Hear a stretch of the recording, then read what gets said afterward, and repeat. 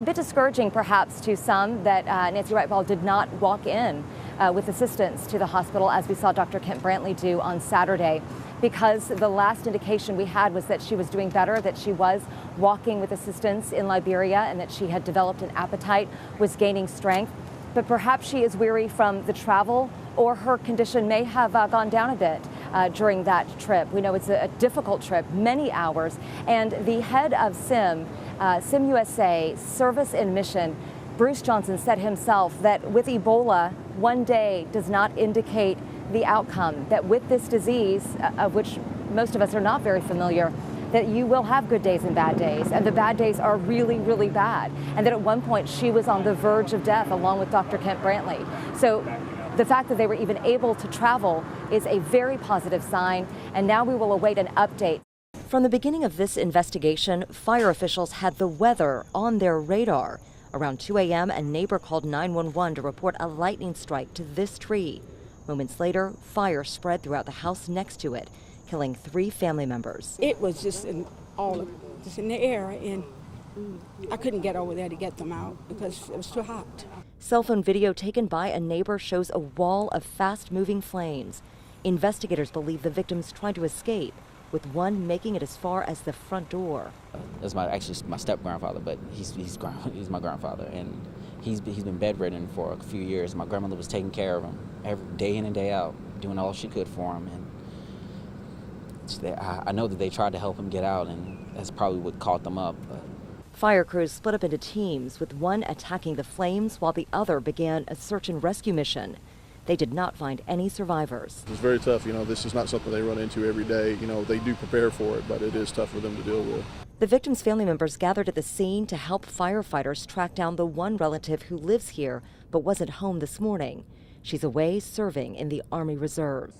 Family members have confirmed the names and ages of the victims. James Evans, 81 years old, his wife Nina Evans, 76 years old, and their daughter Diane Brooks, 54 years old. Their other daughter, the one serving in the reserves, was in Wisconsin when she got this news, this terrible news. She is on her way back here for the funerals. Jennifer Leslie, 11Alive News. With so many vehicles involved in this wreck, Gwinnett police called in a fire department ladder truck to take photos of the scene from above. Witnesses say the driver of this blue minivan was going south on Singleton when he ran the red light at Jimmy Carter Boulevard. He had to have been doing at least about 85 to 95 miles an hour. He literally got over into the opposite lane and crossed over Jimmy Carter and ran into the oncoming traffic. These vehicles were stopped at the light when witnesses say the minivan crashed right into them. Romeo Jones went through what he saw again, using his cell phone to demonstrate. Basically, it was just like, this is him coming, these are the cars waiting, and he just came over and just literally just hit the car that was waiting. The impact was so violent that witnesses say the minivan went flying into the air and landed on this silver sedan, killing the driver. It was a shocking thing to see. And it flipped over those cars, hit a couple of the cars, and I think there's a little old lady that... So you saw her? Yeah, she didn't see it coming. Yeah, it was pretty bad.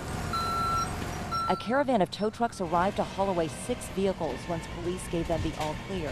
The minivan driver is in critical condition and facing very serious charges. Engorge, 20 to the left.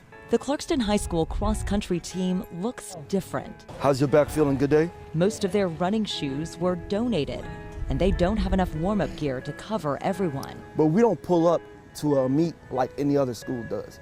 We're pieced together. The team is growing, but there's no booster club and only enough money to pay entry fees for a handful of invitational meets. I'm very proud of you guys, how you guys have been working all year, and we know it's been a struggle. Head coach Wesley Etienne says his team reflects the community around them, made up of mostly refugees. I'm from Ethiopia. I'm from Kurdistan. Somalia. Democratic Republic of Congo. Eritrea. I'm from North Sudan. We left our country because there were internal conflict back there. So it forced us to come here looking for new life. Abbas Abkar just started cross-country last year And already, he's one of 2 seniors on the team with their pick of college scholarships. Giddy Salou is the other one. I have a lot of colleges asking me to go and run, and yeah, I'm the first person to go to college from my family, and it means everything to me. All the way through, all the way through. Coach Etienne recruited most of his runners from soccer and holds them to high standards with a combined average 3.0 GPA. Attack this hill, attack this hill. Together, they did something big this season. Looking good of us. On November 8th, across 3.1 miles, the Clarkston men's 5A cross-country team won the state championship. Clarkston High School! It's only the 5th state title in any team sport in the high school's 100-year history. The clock never measured what you were wearing. You know, we felt like we could compete with anyone. Winning a state championship at a school that's not marquee feels great. It still hasn't really hit me yet. The runners are now treated like royalty at school. Their pictures are everywhere. Clarkston's state victory is a win for everyone here. First place. Jennifer Leslie, 11 Alive News.